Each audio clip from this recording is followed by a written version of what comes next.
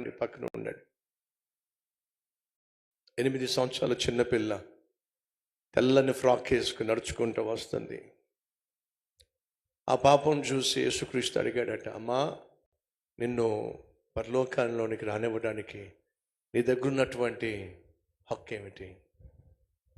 ఆ పాప చెప్పింది ఏంటి తెలుసా? ప్రభా, నా కోసం నువ్వు మరణించావుగా, నేను చేసిన తప్పులన్నిటినీ నీ మీద వేసుకున్నావుగా, నా పాపాలు క్షమించడానికి సిలువలో మరణించావుగా, ఆ సత్యాన్ని నేను అంగీకరించానుగా, నిన్ను నా సొంత రక్షకునిగా స్వీకరించానుగా, అంతకంటే నా దగ్గర పరలోకానికి రావడానికి ఆస్కారం కానీ ఆధారం కానీ ఏముంది ప్రభువా? నువ్వు నా కోసం మరణించావుగా. తల్లి, నీకోసమే వెయిట్ చేస్తున్నా, రా లోపలికి వెళ్దాం అని ప్రభువు తీసుకెళ్ళిపోయాడటండి. అడుగుతున్న సహోదరుడ సహోదరి, ఏమిటి నీ సమాధానం చెప్పగలవా?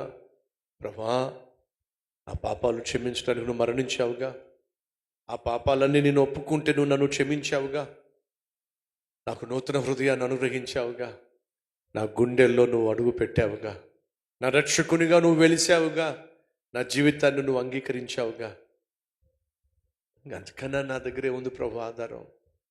సహోదరి సహోదరులు, పరలోకం